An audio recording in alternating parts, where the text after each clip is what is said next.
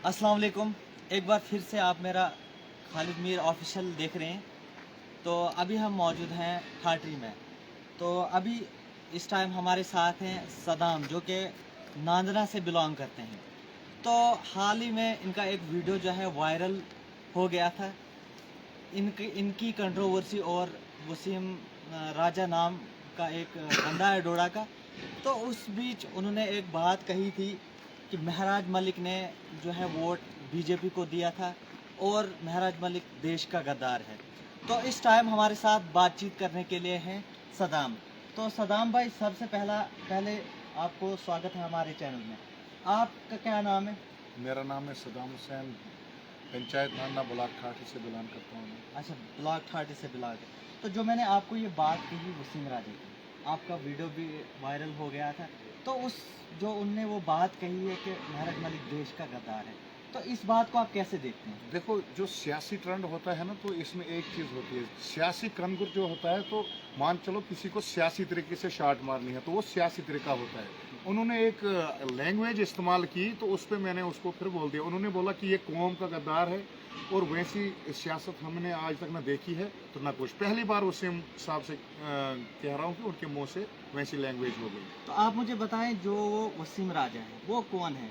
देखो, दिन को मैंने देखा उसको, काफ़ी गाड़ियों में उसकी वीडियो है, भाजपा के साथ भी होता है, बजरंग दल के साथ भी होता है, क्या बोलते हैं कांग्रेस के साथ भी होता है, और शाम को गुलाम नबी आज़ाद का झंडा होता है और क्या बोलते हैं उसका फोटो चढ़ा लेता है वो। तो क्या बोलेंगे किस पार्टी से है वो? तो आपको भी नहीं पता अभी जो प्रेसिडेंट है वो किस पार्टी का बंदा है? नहीं नहीं, कन्फर्म कुछ नहीं है। तो आपकी जो कंट्रोवर्सी होगी उसके बीच जो आपने उसको बताया कि इतना, मतलब जितना जितने वो वसीम राजा है तो उतना महराज मलिक जूता लगा। देखो, 3.5 फुट उसका कद है, तो महराज साहब का कद जो है, कद भी 5 फुट से 6 फुट उनका कद है, तो जूता भी वो लॉन्ग टाइप का लगाते हैं। तो वो लगता है मुझे तराजू में अगर वसीम साहब को डाला जाएगा तो जूते का वेट और उसका बराबर ही निकलेगा। तो उसी लैंग्वेज के हिसाब से मैंने बोला। तो यही दोहराने की बात, इस सियासत का जो ट्रेंड होता है, तो सियासत की रूहानी कुछ और होती है, डेमोक्रेसी है। तो चलो, उसने बोल दिया तो मैंने भी उसी लैंग्वेज में उसको जवाब कर दिया। बिल्कुल अच्छी बात है। तो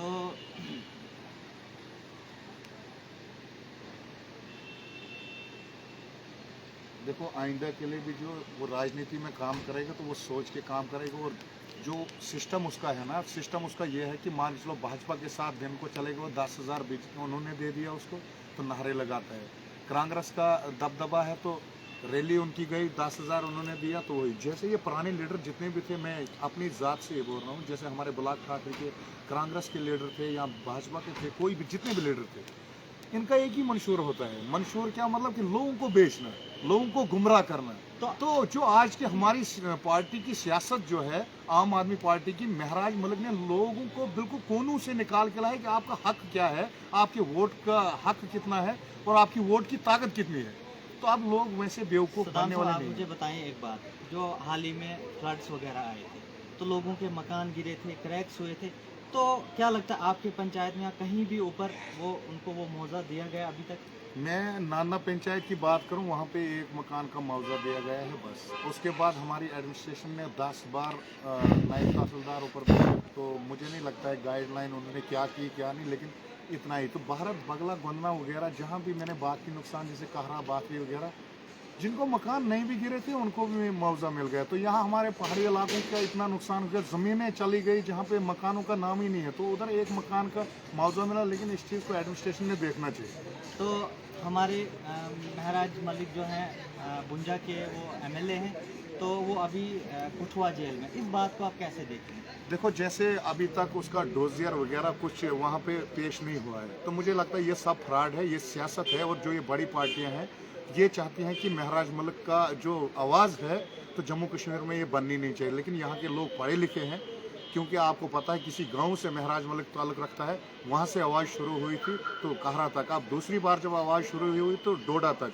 तो लगता है मुझे अगले प्लान में ये काफ़ी पूरे जम्मू कश्मीर में फैल के आवाज़ रहेगी और ये आवाज़ अब रुकने वाली नहीं है। तो आप मुझे बताइए, एमएलए अंदर जब से हैं तो तब से कोई आपको ग्राउंड लेवल पे काम आ गया एडमिनिस्ट्रेशन की वजह से? चाहे आप रोडों का देखें, मतलब हमारा रोड है। जैसे मैंने एक सिस्टम देखा, मैं कंटिन्यू डोडा जाता रहता हूँ, प्रेम नगर से ठाठरी तक जो हमारा हाईवे है, तो उससे अच्छा पहले ये नरेगा से हम खच्चर वालों का रास्ता बनाते हैं, क्योंकि ये तो हाईवे है यहाँ से अफसर तो सारे गुजरते हैं, कम से कम इस पे देखा जाए तो रोड की काफ़ी कंडीशन ख़राब है। तो जो हमारे ये लिंक रोड हैं तो इनकी भी काफ़ी हालत ख़राब है, क्योंकि जब भी हम एडमिनिस्ट्रेशन के पास गए, मशीनें दिलवाई इन्होंने, मशीन ठाठरी से चेड़ा तक पहुंच जाती है, लेकिन मशीन और टिपर गए और उसके बाद उधर मलबा वहीं है कोनों पे साइड पे। जैसे ये हमारा जिंक देखो ना, यहाँ पे टिपरी रोड के साथ में जो जिंक है, आप देखो वहाँ पे मलबा कितना पड़ा है, 7-8 गाड़ियाँ उधर मलबा है, उधर ही साथ में, और सिंगल गाड़ी निकलती है उधर, और काफ़ी मुश्किलात है, नीचे से दीवार भी फिसल गई है।